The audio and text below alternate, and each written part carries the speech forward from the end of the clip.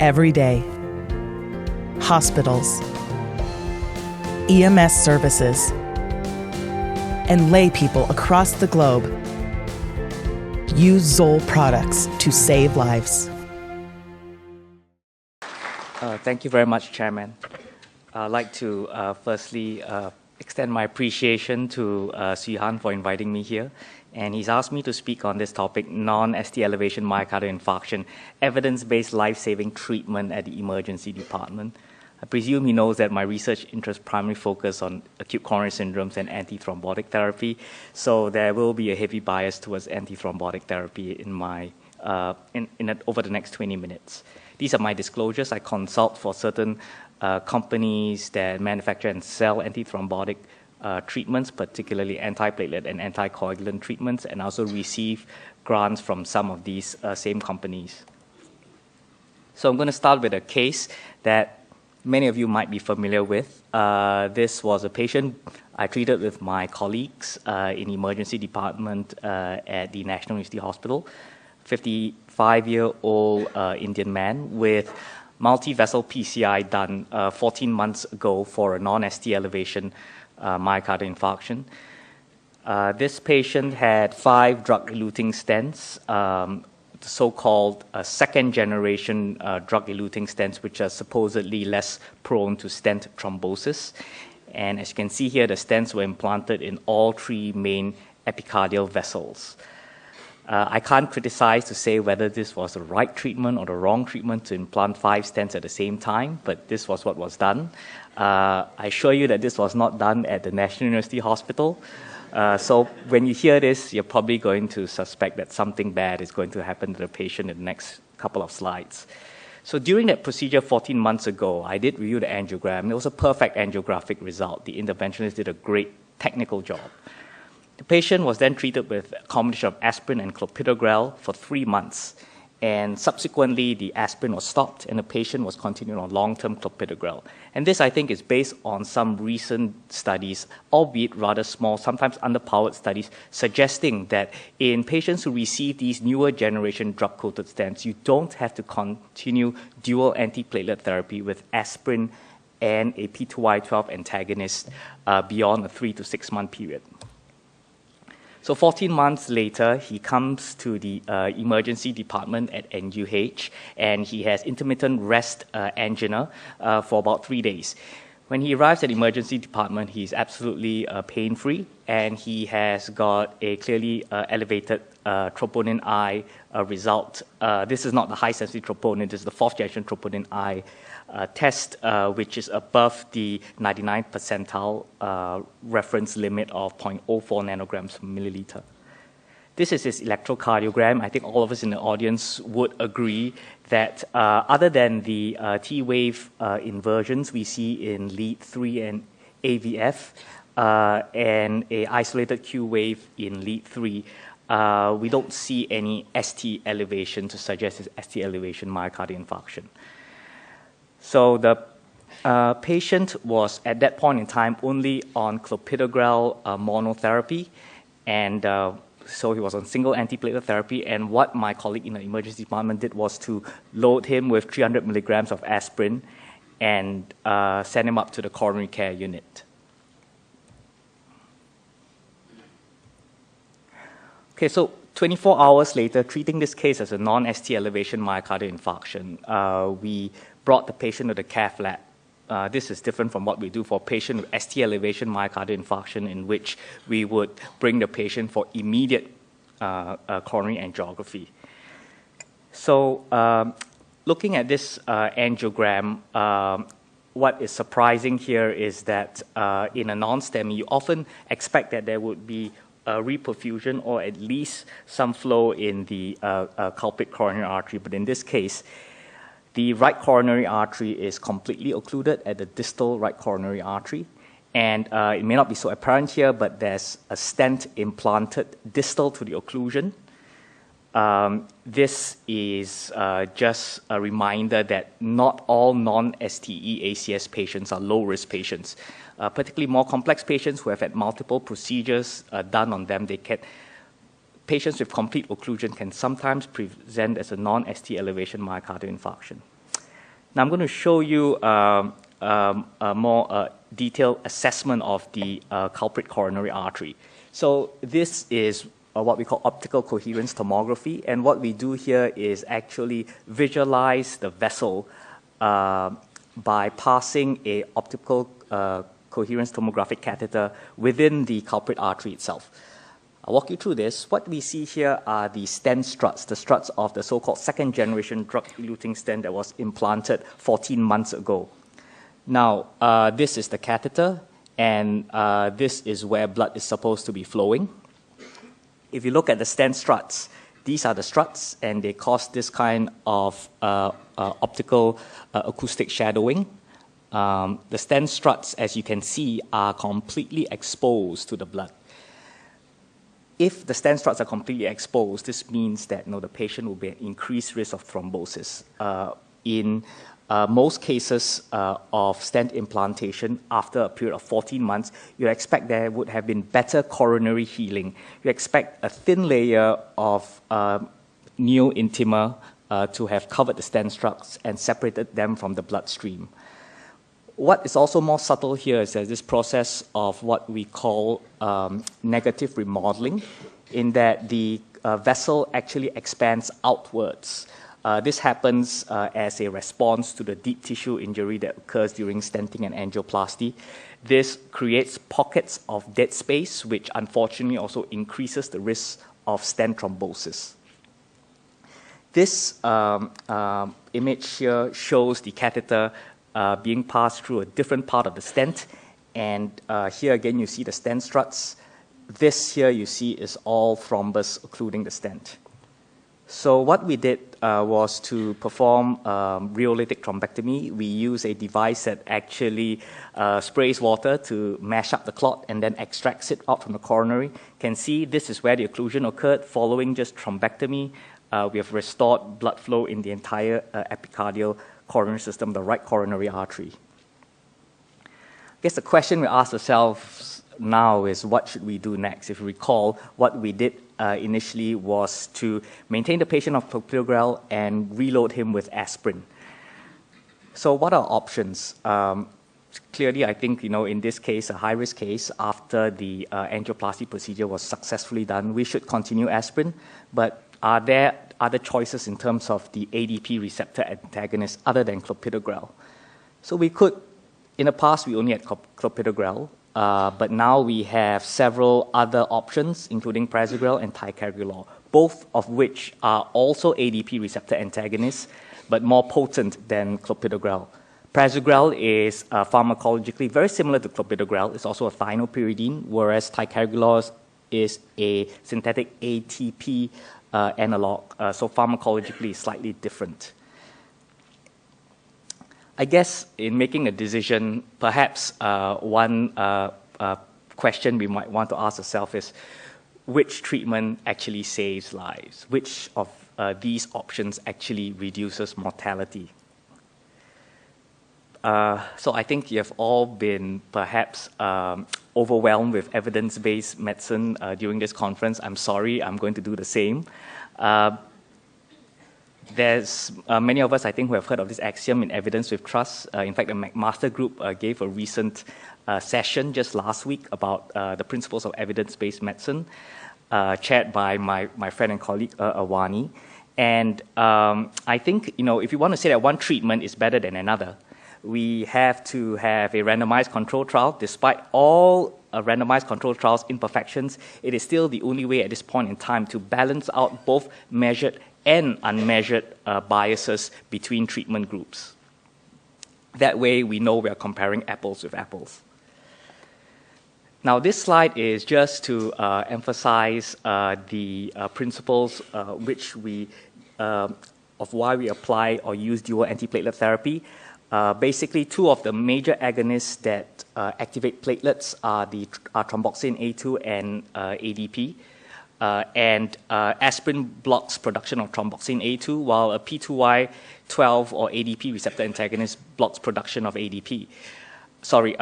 Blocks the activation of the platelet when ADP attempts to bind to the platelet receptor. So the simple principle is that two drugs inhibiting two pathways provide greater level of platelet inhibition than just one single drug. Hence, we use two drugs inhibiting both the thromboxane A2 as well as the ADP system. Now, the first trial that really tested this concept of dual antiplatelet therapy being more effective than single antiplatelet therapy is the CURE trial. I think many in the audience will have known of this study. This was a large randomized controlled trial of more than 12,000 patients. And in this trial, both groups were treated with a background of aspirin therapy, and they were then randomized to either clopidogrel or placebo. So one group basically had dual antiplatelet therapy, while the other group had single antiplatelet therapy. And the trialists, as in many other cardiovascular trials, had to use a triple composite endpoint. This is what we often see in acute coronary syndrome trials, a composite of cardiovascular death, myocardial infarction, and stroke. The reason for this is that all our colleagues in the emergency department are treating our patients with non-ST ACS so well that cardiovascular death has become less and less common. So in order to increase the statistical power of any randomized trial, ACS trialists have to resort to using a triple composite endpoint. Now, in the survival curves, we see here that the dual antiplatelet therapy group actually had a significantly lower incidence of the triple composite endpoint. However, there was no significant difference in cardiovascular death between dual antiplatelet therapy versus single antiplatelet therapy. So cardiologists always want to push the bar in terms of increasing the efficacy of their treatments. And when prasugrel was first made into a treatment-ready formulation, this trial was then performed by the TIMI group, which randomized patients with ST and non-ST elevation ACS to two different treatments, clopidogrel versus prasugrel, prasugrel being a more potent inhibitor of platelet aggregation than clopidogrel. Both treatment groups had a background of aspirin therapy. Now, again, here we see that there is a significant improvement in terms of the triple composite endpoint in patients given a more potent antiplatelet drug, prasugrel, as compared to clopidogrel, with an absolute risk reduction of about 2.2% and absolute risk relative risk reduction of about 20%. Again, in this Triton trial, prasugrel did not reduce cardiovascular mortality as compared to clopidogrel in the overall Triton study. Another important point about prasugrel is that despite its efficacy, the way in which it's given is not entirely the same as in which clopidogrel was given in the CURE trial. Now, what the Triton investigators did was to actually administer prasugrel after the coronary angiogram was done. This is not how we usually treat patients. Nowadays, we often load patients with dual antiplatelet therapy before the coronary angiogram is done, and very frequently in the emergency department. So in order to see whether there was a difference between loading prasugrel before or after the coronary angiogram, this other study was performed called the ECHO study. And this graph here shows, this curve here shows the group of patients that did not receive prasugrel before the angiogram. So only when the angiogram was done, then prasugrel was loaded on the angiogram table. This graph here shows the group that was pre-treated with prasugrel prior to the angiography or angiogram being performed. You can see absolutely no difference in terms of the triple composite of cardiovascular death, MI, or stroke during the PCI procedure and up to 30 days after PCI. The hazard ratio is basically close to 1 with no significant difference between two treatment groups. Now, when it comes to bleeding, the story is somewhat different. In patients who were given pre-treatment with prasugrel before the angiogram, you can see here that there was a significantly increased risk in major bleeding as compared to patients who had their prasugrel loaded at the time of the angiogram itself. Because of this clinical trial, most international cardiovascular guidelines therefore recommend that we do not preload patients with non-ST ACS with prasugrel prior to their coronary angiogram. The next large multi-center ACS trial that I'm going to cover is the Plateau Trial. This is a trial that compared one of the newer P2Y12 or ADP receptor antagonists, ticagrelor, with clopidogrel, just like Triton compared prasugrel with clopidogrel. So another very large trial here, more than 18,000 patients, and this study shows the characteristics of the patients enrolled in the Plateau studies. You can see here the patients are quite similar in terms of risk profile to the patients we would see with non-STE ACS in our emergency departments. And more than close to 65% of patients actually had non-ST elevation acute coronary syndrome. About 1 in 2 patients had clopidogrel given to them prior to their randomization to either clopidogrel or ticagrelor. So at least 25% of patients were switched from clopidogrel to ticagrelor when they were enrolled in the study. It's a mixture of patients that we see, patients that are both invasively managed with coronary angiography and PCI, as well as patients who were medically managed and patients who were managed with bypass, although bypass surgery was performed in a relatively small percentage of patients. Now, this slide shows the headline results, the survival curves, again comparing the triple composite endpoint of CV death, MI stroke, comparing ticagrelor and clopidogrel. And we see very similar results to what we see with the Triton trial and actually also the CURE study, in that with more potent antiplatelet inhibition, you get approximately here about approximately 1.9% absolute risk reduction and relative risk reduction of 20% compared to lower intensity antiplatelet treatment. Now, when we look at the secondary endpoints in Plateau, here's where it gets a bit more interesting, a bit more different from the other 2 large multi-center RCTs. Most of multi-center RCTs in acute coronary syndrome would usually be driven by myocardial infarction endpoints, which was significant in Plateau, in Triton, and in CURE. But what's unique about Plateau was that there was actually a significant reduction in mortality. This slide showing reduction in cardiovascular mortality of absolute risk reduction 1.1%, relative risk reduction about 20%, in favor of ticagrelor over clopidogrel. And when we look at hierarchical testing of these major secondary endpoints, they are secondary endpoints, not the primary endpoint, which is the triple composite. We can see here that not only is cardiovascular death significantly reduced in patients receiving ticagrelor, patients receiving ticagrelor also had a significant reduction in total mortality. This is important because of a subsequent slide that I'll show you later.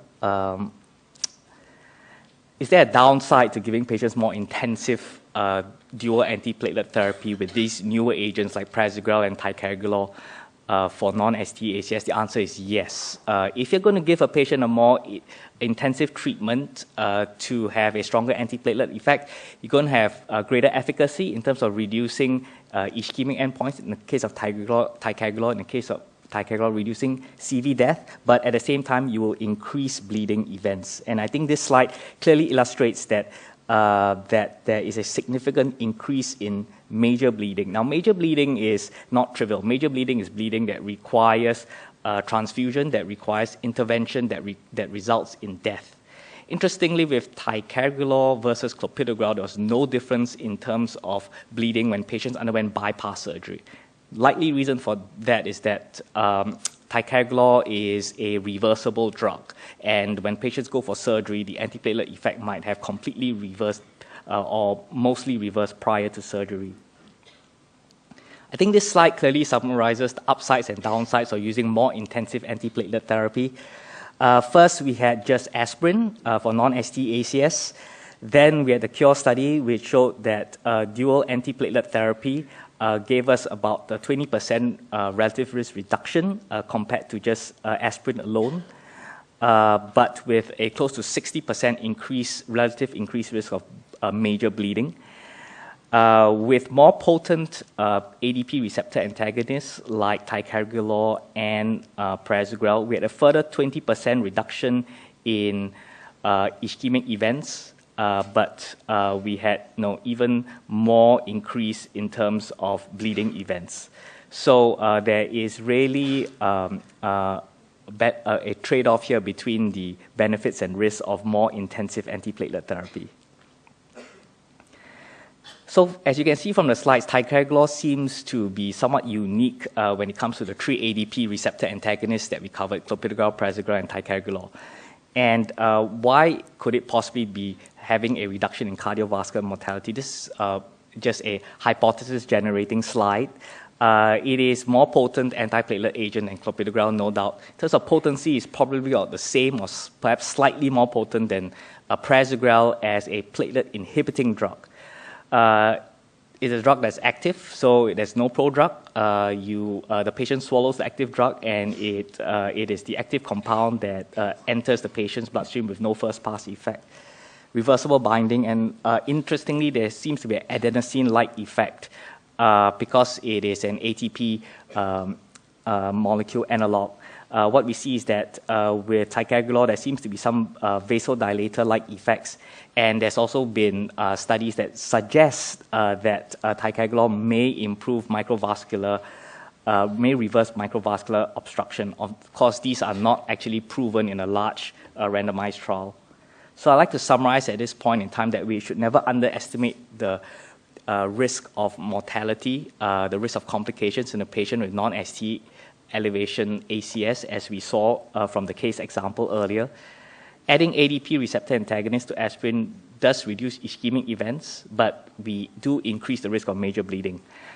The COAST trial tells us that if we are considering use of prasugrel in non-ST elevation ACS, we should avoid prasugrel pre-treatment. We should only give it when the angiogram results are known. Aspirin and ticagrelor seems to be the only ADP receptor antagonist plus aspirin combination that reduces mortality. But this reduction in ischemic endpoints does come with an increase in major bleeding. I think this slide sums up the risk-benefit balance by telling us that there's no free lunch. If we want to intensify antiplatelet therapy, we reduce ischemic endpoints, but we have an increased chance of bleeding.